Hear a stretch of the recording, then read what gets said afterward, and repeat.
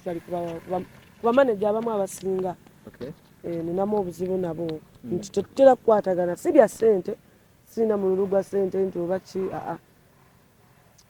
nakafunayo bamanager ndowooza nga bameka mu bulamu bwange nenga nti nkolaganye nabo nti baabana oba babiri naye kuva be nagezesaako tebyatambula bulungi nengamba asooke mbireke biki bye byagaana okutambula obulungi Anita? nga bwe ntera obbagamba era sijja kukirekera awo management ejje mu butuufu nga bamininga bizinensi bannaaye si kutuuka ate n'otandika kumalako muntu mirembe ate n'otuuka n'omuyimbi natuka nga tali comfortable kitegeera oba tugambe nti Anita obuzibu bwewagwamu obwokuba nti nno wakubwanga emiggo ebimu nabyo byakuleetera stress n'oba nga ne music omuwummulamu because bamanager bagamba bo baakolanga ogwamu byonna ebyo byalimu naye byaggwa sagala nabbigendamu oli mu mbeera ki kati? Ndi bulungi sirina ttabu tewali agambayo twalabye ng'okoze oluyimba ne Fangoni Soja Allien Skinne kibanda omubwati ate nga kigambibwa nti obadde oyinayo n'ennyimba nga nnyo emabega nga tonnabazita ki ekibadde kiziremeseza? nina even more than that but nga bw'omanyi nga tonnata luyimba sooka like noonoonyereza luliwo oluyimba olusobola oyitawo so si kumala gakuba ate n'ofulumya naye nga ngenda zifulumya lumu ku lumu. So wasoose kuyisawo ba Allien Skinne? Yes. Omuntu aliyo bw'agamba nti Anita alabika ayagadde kukola comeback nga agikola kwa Allien Skinne aba mukyamu oba mutuufu? Okukola comeback ng'okikola kwa Allien Skinne? Yes. Ate aba mukyamu ate mbadde ate kati yishene naawe saawa zino n'oba baabanga obula katono kufa otereera mu layini mpozi nga olina kikyamu just ng'omuyimbi eyali ow'amaanyi emyaka 9 emabega n'oba nga ate omuyimbi atannaba kumala myaka 2 mu industry nga kugamba byalina okuleeta okuzza ekyo tekiba kyanjawulomuko? Katuno kankubuulire omuntu yenna bw'olaba ate kankubuulire omuntu bw'aba akusinga oba nga asobola okuyamba teweteekamu kino nti nze mwana no. If you can't beat them, join them, you understand? I'm not saying tinali siri kuside yaabwe but the fact is that oba azze leero oba tazze leero baba nga asobola kukutaasa n'akuyamba amalala wegateeka ku side n'ogamba kati kino ono yagenda okukimpisaamu nga bw'omanyi. Lwaki si bayimbi balala because twalaba abamu ng'okyalina amaanyi gali nga waliwo abayimbi ab'amaanyi still wali okwatagana nabo nga bw'ogambye nti just myaka 2 waali wakabi ebintu byakoze mu myaka 2 abayimbi abamaze mu industry emyaka 10 tebannabikola. Nga muyimbi ki? Sijja kumenya mannya naye nga bangi ate ng'akyaliwo tagenda kugwa kati. Golowooza oluyimba lw'okoze naye lwe lugenda okusomosa? Ate olwedde lwansomoseza dda tewandimpise. Singa olemererwa okuzzaako olw'amaanyi ki ekidda? Sisobola kulemererwa nga nkyalina ekibanda. Ye future yo kati? No, don't say like that. But hope yange ne kucyendabyeko nga mbaddeko naye kaseera katono there is something ekikyuseeko. So I have hope that I can do it since I'm still with him. Ne Fangoni Soldiers umanye amagye gaabwe kasita gakoonamu. Biki ebyo by'ogamba nti nno byagenda okuyambamu okusinziira ku banno bozze okolagana nabo b'abantu ab'enjawulo be batasobodde kuyamba? Nga bw'omanyi abayimbi abamu talina budde omuliramu n'omugawaayo kolabo nga bumanyi nkola bwoti ntaasa n'atakuwa budde nati Allien Skinne yampa obudde yampuliriza ate n'akolerawo action si bino oyo abeera awo yakolerawo action kye namwagalira nti ye takola kerere action. But okusinziira ku bigambo ebitambula n'abamu ku mikwano gye bagamba nti gwe olina obuzibu nti bw'okola oluyimba toyagala lumanya ng'odda mu biramu.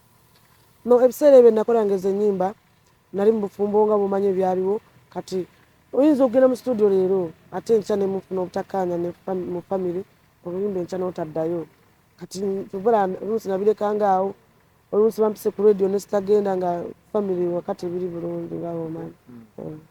But okuva era wavaayo n'oweetongola nga gwe omukyala kuba n'akanyiriro nkalaba era siro bagamba walimira mu ziri embeera eziriwa tokwata budde abantu bwe baagala okukolagana naawe nga weekyanga. No, nze ndi muntu akwata obudde. By the way, nobody is perfect. Nsobola okulemerera one time one day naye nga ndi muntu akwata obudde nnyo. Era bagamba nti ebimu ku bitusumbuwa nti omanyi omwenge. Sijja kulimba omwenge ngunywa naye I don't drink where not necessary. Nywa we kyetaagisa naye akati kanywemu. Nti omanyi n'okwerabira ewaka. Alimba. Omanyi okunywa omwenge ne weerabira ne woosula. Omuntu yerabira ewaka ng'ate aba bulala mba sigenze kufa bannange. Edda tekisoboka. Nywamu naye kimala. Embeera eno egenda kukomawo Anita ng'ojja bw'ogenda bw'osirika? Sigenda kugenda kasita mba nga nkyalina ekimwege. Wagambye nti wazze okusinziira ku statements ezimu ze wayogedde, wagambye nti okomyewo kuba nti ate oyambako Sindi. Nti oyambako Sindi mu dansolo. Era wabadde otegeeza ki? Kyangamba nti Uganda we are lacking dancehall divas, bakazi dancehall kibulamu nga bw'omanyi. Kibulamu kitya? Tewali dancehall mu bakazi. Kuva we navaawo ate ebiseera ebijjukira nagikubanga dancehall bonna abaali mu buno obuyimba buno ne bavaayo ne batandika nabo nenga alaba nnoba nenvaawo nensirika baddayo gye baali balina okubeera.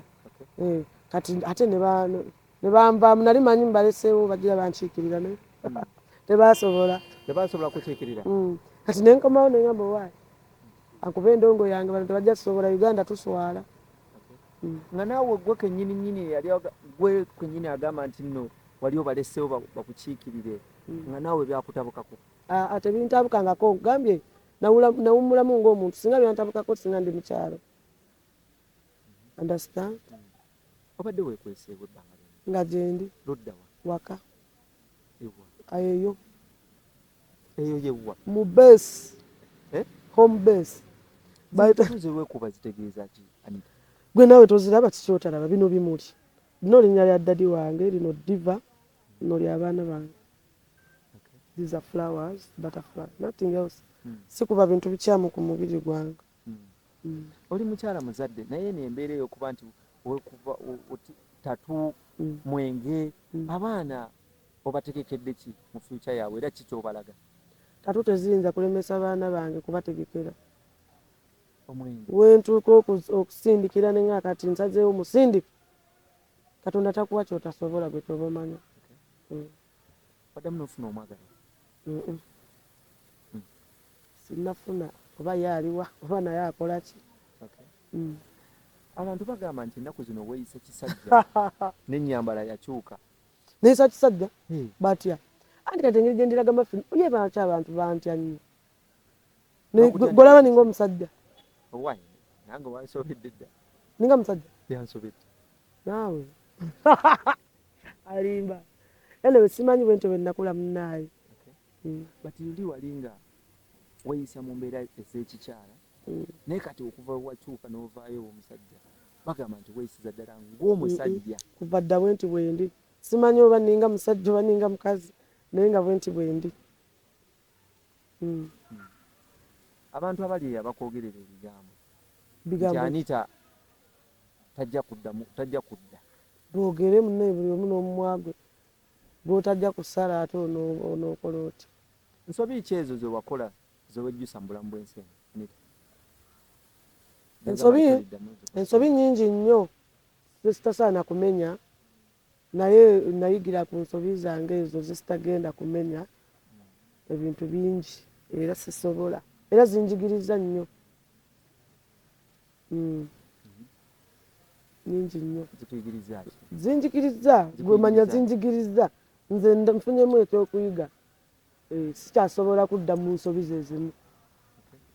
Bagamba nti ebimu ebisinga okugyako abayimbi drugs.